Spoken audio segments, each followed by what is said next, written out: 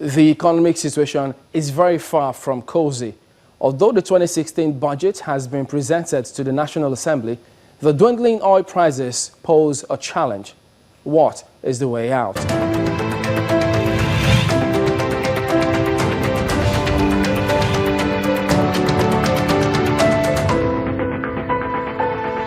Welcome to the special interview with the Vice President.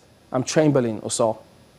With the economic indices heading south, an intervention is required to stem the tide. We caught up with the Vice President, Professor Yemi Osinbajo. I started out by asking him why the economic management team isn't on the front lines explaining to Nigerians their solution to this challenge. Well, I think what the economy needs is action as much as possible. We are doing as much talking as is necessary. And I think that the critical issues that have to be addressed need to be addressed. And what people want to see are results. They want to see that that there is movement in the right direction. But as you know, with the economy, I mean, there's no overnight change or overnight success. We just have to keep working at the fundamentals and ensuring that we get things right so that ultimately the economy turns around. And speaking about those, the indices, the indicators here, looking through, the indices, they just seem to be heading south. And then economists have warned us, saying we may slip into a recession if we don't introduce a stimulus. Yes. What is the AMC going to do about this? Well, there are very many different initiatives and if you look at the budget I think indicates the direction that the government intends to go. The first is that we need to deal with infrastructure, and we are going to be spending significant amounts of money on the infrastructure in this budget. As a matter of fact, almost 70% of capital is going to go directly to infrastructure. And for the first time, we're spending 30% of our budget on capital, which means that there's there will be significant spending on infrastructure, roads, rail, power. Those are priorities. Aside from that, we have perhaps also the most significant spending on social protection, social investment, if you like. And that is very significant. We're looking, for instance, at the 500,000 teachers who will be trained and, of course, paid for, and we're looking at that over the next few months. So we're looking at job creation in that respect, and also boosting the numbers of our teachers, which of course is it's a major problem. Then we're looking at other aspects of social investments. We're looking, for instance, at youth employment. Now, youth employment is very crucial, especially because we know now with all of the percentages of out-of-school graduates and also undergraduates who have been out of school for a while and who have no jobs. We think that for graduate employment, the direct creation of jobs, the Teach Nigeria, that 500,000 teachers will address some of that concern. But for those who are not graduates, we're looking at investing in that also substantially. And how we intend to do that is by this youth employment scheme. What that would involve is training. There'll be a lot of training, vocational training in vocational skills, training in entrepreneurship, business methods, and all of that. And we intend to, just as we train, we also intend to engage them as we train and fund establishment of businesses. We're looking at something in the order of about 360,000 young people being trained and engaged in this way. We also have a scheme for market women. We're looking at microcredit for market women across the country.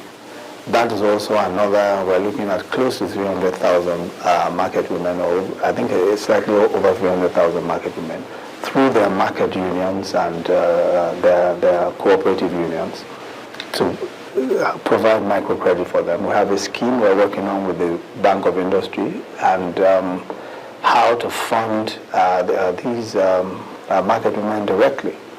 So there are quite a few of these social intervention schemes. Of course, that's apart from conditional cash transfers for the very poorest in the country. Maybe you might also come into this social protection program in the budget, which I see there's a 10% of the budget which this is going to focus on. But I know you heard the question about funding the budget a lot. But how do you want to fund this particular scheme that you're talking about now? Well, funding the budget is the overarching question, of course, but how we're going to fund the budget is how we're going to fund this. And funding the budget, we have our plan, looking at the budget, our plan, of course, is there will be, we're mobilizing domestic revenues considerably. We're looking at the taxation. We're expecting that significant amounts of money will come from the federal inland revenue. But not an increase in VAT? No, there's no increase in VAT immediately. The reason for that is that at the moment we're collecting just 20% of VAT. The 5% VAT is only 20% collection anyway. So we're looking at extending coverage so that we can collect more. If we're more aggressive in collection, then we really will be able to up our revenues, tax revenues, even if we just increase coverage.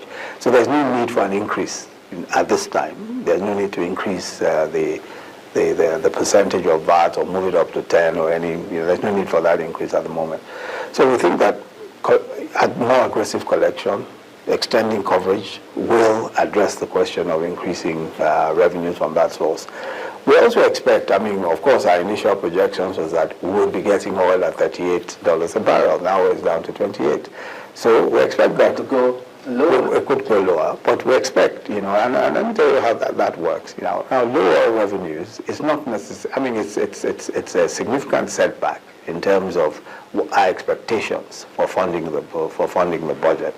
But then don't forget that it also means that we will not have to pay subsidies. At the moment, at the moment with oil prices at 28, subsidies are practically gone. Last year, 2015, we paid over $1 trillion in subsidies, $1 trillion. Now that's a significant aspect of what we would have had to part with. So lower price is not very good, but also there is a if you like, silver lining in the cloud there. But then, while the monetary and foreign exchange policies, the CBN doing a lot about that, but they also need the fiscal policy to complement the efforts in that. And then we speak about manufacturing, which is one way that we can also begin to earn revenue. What are we doing in that sector? Well, I think in the first place, of course, we have to have a clear, idea of where our currency is going and all of that. And that's what CBN is trying to address.